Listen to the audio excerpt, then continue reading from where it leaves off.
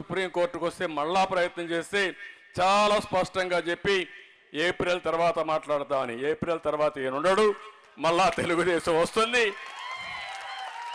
నువ్వు చేసేది ఏమీ లేదు.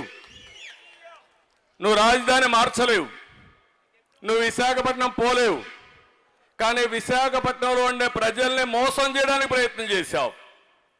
అది దారుణం అని చెప్పి నేను మీకు తెలియజేస్తున్నా. అంటే అసాధ్యమైన పని తెలిసి, ఇది సాధ్యం కాదని కూడా తెలిసి వందల వేల కోట్ల రూపాయలు లాయర్లకు డబ్బులు ఇచ్చి ప్రజాధనాన్ని, ట్యాక్స్ పేయర్స్ మనీని దుర్వినియోగం చేసే పరిస్థితికి వచ్చాడు. అదే బాధ అని చెప్పి నేను మీకు తెలియజేస్తున్నా. ఈరోజు మనం చూస్తే మొన్న ఒక 11 మందిని మార్చాడు, నిన్న ఒక 27 మందిని మార్చాడు, మొత్తం 38 మందిని మార్చానంటున్నాడు, వేశానంటున్నాడు. దీంట్లో ఎవరు వీళ్ళంతా? నా బీసీలు, నా ఎస్సీలు, నా ఎస్టీలు, నా మైనారిటీలు అంటాడు. అందరినీ వాళ్ళనే మార్చేశాడు. కడవాళ్ళు ఎవరిని మార్చలేదు. వాళ్ళంతా కూడా మొన్నటి వరకు ఏమంటున్నాడు, నేను పుల్లను పెడితే గెలుస్తారన్నాడు. ఇప్పుడు పుల్లను కాదు, వెళ్ళింది పెట్టి గెలిపించలా? సమాధానం చెప్పండి.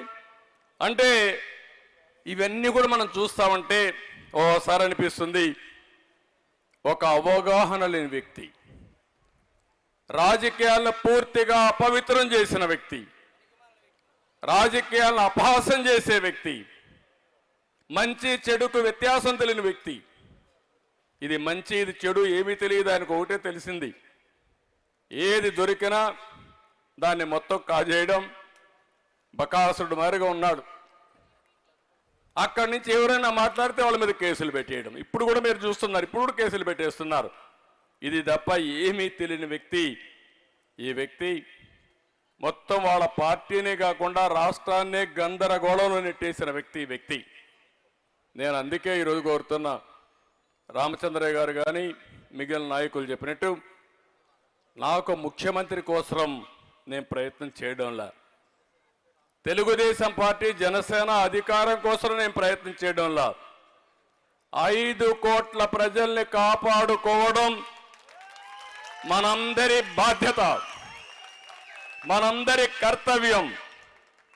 ఈరోజు మీ పిల్లల ఉద్యోగాలు కావాలంటే కడాన ఉద్యోగం దేవుడికి కానీ పాచి పనులు చేయాలన్నా బెంగళూరుకో, హైదరాబాద్కో, చెన్నైకి పోయే పరిస్థితి ఉంది తప్ప ఈ రాష్ట్రంలో ఎవ్వరికి ఉద్యోగాలు వచ్చే పరిస్థితి లేదు. ఇలాంటి పరిపాలన మళ్ళా కంటిన్యూ అయితే ఒకటే చెప్తున్నా, ఈరోజు ఎంత భయంకరమైన పరిస్థితి అంటే ఈ రాష్ట్రానికి ఎవరన్నా రావాలన్నా భయపడిపోతున్నారు. 30 ఏళ్ళు 40 ఏళ్ళు కష్టపడి సంపాదించిన సంపాదన ఆస్తుల్ని, ఒక పోర్టు కావచ్చు, ఒక ఆస్తి కావచ్చు, ఒక ఇండస్ట్రీ కావచ్చు, ఇవన్నైనా మెడ మీద కత్తి పెట్టి వాటా రాసిస్తావా సస్తావా అంటే రాసిచ్చేసి ప్రాణం ఉంటే బలిసాగు దీన్ని బతకచ్చని పారిపోయే పరిస్థితికి వచ్చారంటే ఈ రాష్ట్రంలో ఎవ్వడికి రక్షణ లేదు. నిన్ననే విశాఖపట్నంలో ఒక దళిత అమ్మాయి పైన 11 మంది అతి దారుణంగా పైశాచికంగా రేప్ చేశారంటే ఈ రాష్ట్రంలో లా అండ్ ఆర్డర్ ఉందా? ముఖ్యమంత్రి విషయం పట్టించుకున్నాడని అడుగుతున్నా. ఇలాంటి వ్యక్తి ముఖ్యమంత్రికి అర్హత ఉందా అని అడుగుతున్నా.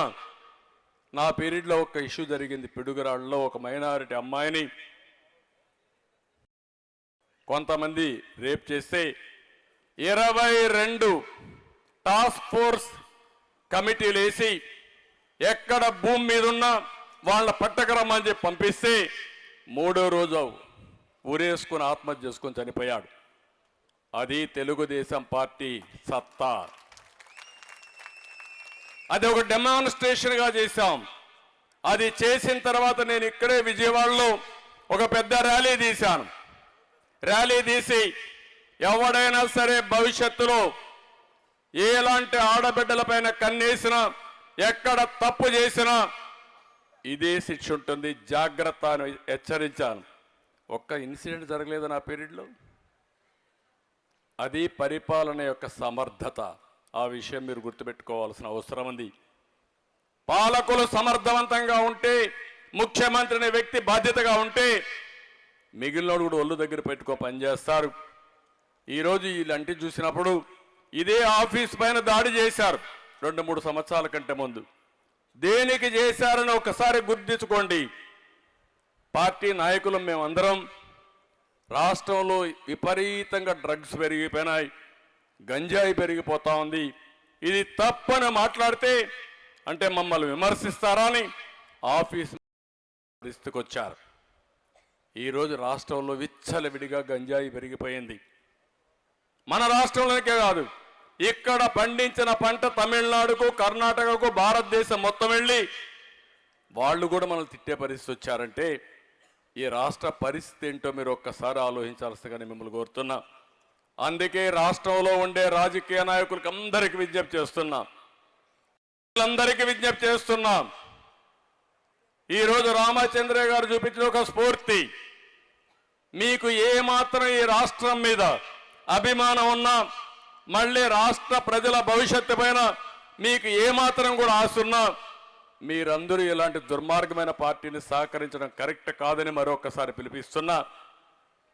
ఈరోజు అలాంటి వ్యక్తులు రావడం పట్ల నేను హర్షాన్ని తెలియజేస్తూ వారిని మనస్ఫూర్తిగా స్వాగతిస్తూ, బాధ్యత కలిగిన రాజకీయ నాయకులందరూ కూడా మీరు కూడా ఆలోచించుకోండి. ఇప్పుడే అచ్చెన్నాయుడు గారు ఒక మాట చెప్పారు, మనం సీట్లు ఇస్తే అందరూ వచ్చేస్తారని. అది కాదు, రామచంద్రయ్య స్ఫూర్తి కావాలి. 2027 వరకు ఎమ్మెల్సీ ఉన్న పదవి పోయినా పర్వాలేదు, నాకు పదవి ముఖ్యం కాదు, ఈ రాష్ట్రం ముఖ్యం.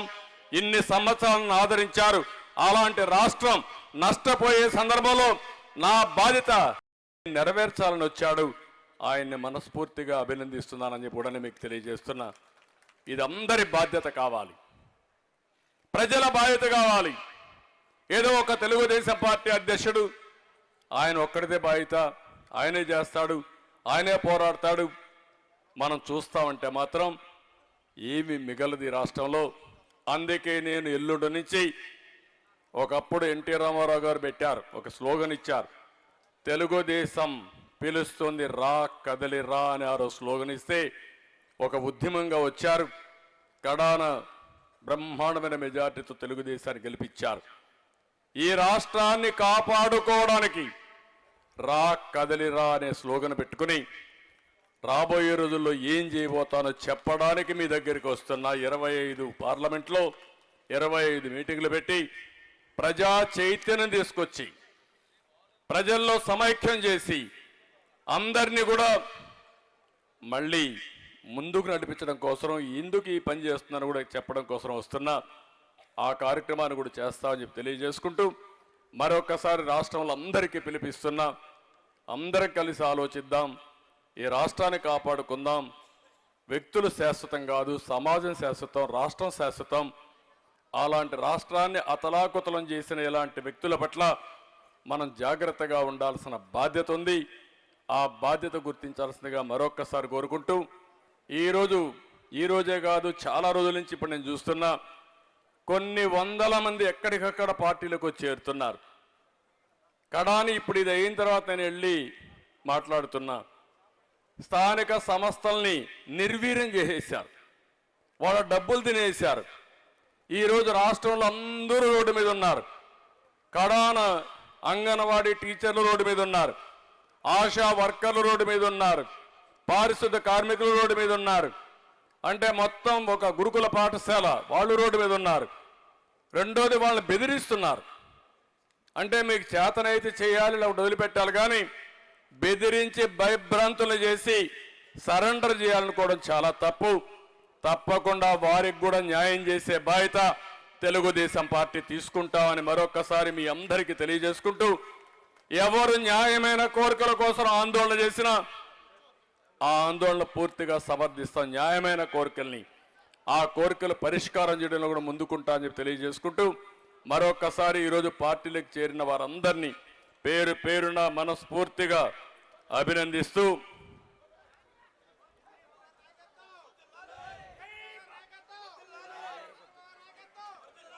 అదే మరిగా ఈరోజు వీరభద్రరావు గారు కూడా నేను చూశాను. ఆయనైతే ఒకరోజు కాదు, ఒక నీతి నిజాయితీగా ఆయన రాజకీయం చేశాడు. చాలా సమర్థవంతంగా కూడా నేను చూశాను. ఒక క్యారెక్టర్ మెయింటైన్ చేసి చాలా సింపుల్గా ఉండి వారు రాజకీయాలు నిర్వహించారు. అలాంటి వ్యక్తి కూడా మళ్ళీ తిరిగి తెలుగుదేశం పార్టీ చేరడమే కాకుండా వారి అనుభవాలు కూడా వారు షేర్ చేసుకోవడం జరిగింది. వారిని కూడా మనస్ఫూర్తిగా అభినందిస్తూ, ఇంకొక పక్కన చీరాల నుంచి మొత్తం ఎంఎం కొండయ్య గారు ఆధ్వర్యంలో ఒక 100 మంది చేరారు. నేను మునిపే చెప్పాను. ఒక 30 మంది ఆర్ఎంపీ డాక్టర్లు, మైనారిటీ సెల్ నుంచి ఒక 40 మంది, వయస్సు ప్రముఖులు 10 మంది, రెడ్లో ఒక 15 మంది, ఇతరులు కూడా ఒక 35 మంది వచ్చారు. వారందరినీ మనస్ఫూర్తిగా అభినందిస్తూ స్వాగతం పలుకుతూ అందరికీ నమస్కారాలు. జై హింద్, జై తెలుగుదేశం.